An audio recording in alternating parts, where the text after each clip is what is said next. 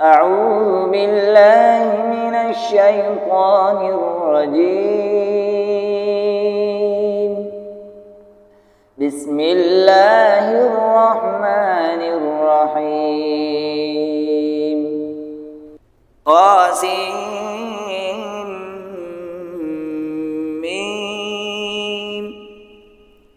تلك آيات الكتاب المبين نتلو عليك من نبأ موسى وفرعون بالحق لقوم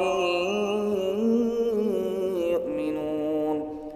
إن فرعون علا في الأرض وجعل أهلها شيعا يستضعف طائفة منهم يذبح أبناءهم ويستحيي نساءهم إنه كان من المفسدين. ونريد أن نمن على الذين استضعفوا في الأرض ونجعلهم أئمة ونجعلهم الوارثين ونمكن لهم في الأرض ونري فرعون وهامان وجنودهما منهم ما كانوا يحذرون.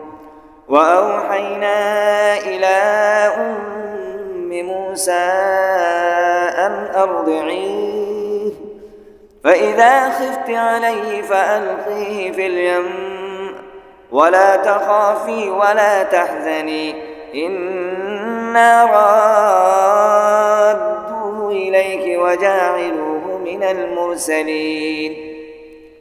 فالتقطه آل فرعون ليكون لهم عدوا وحزنا إن فرعون وهامان وجنودهما كانوا خاطئين.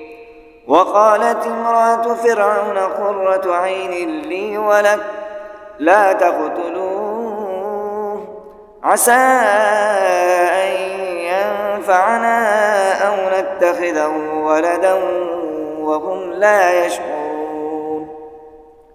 وأصبح فؤاد أم موسى فارغا إن كادت لتبدي به لولا أن ربطنا على قلبها لتكون من المؤمنين. وقالت لأخته قصيه فبصرت به عن جنب وهم لا يشعرون. وحرمنا عليه المراضع من قبل فقالت هل أدلكم على أهل بيت يكفلونه لكم وهم له ناصحون.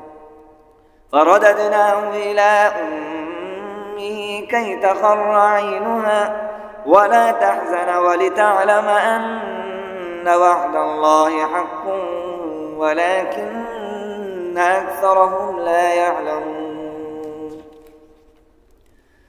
ولما بلغ أشده واستوى آتيناه حكما وعلما وكذلك نجزي المحسنين. ودخل المدينة على حين غفلة من أهلها فوجد فيها رجلين يقتتلان هذا من شيعته وهذا من عدوه فاستغاثه الذي من شيعته على الذي من عدوه فوكزه موسى فقضى عليه قال هذا من عمل الشيطان إنه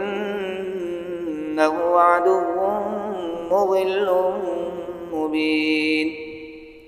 قال رب إني ظلمت نفسي فاغفر لي فغفر له إنه هو الغفور الرحيم.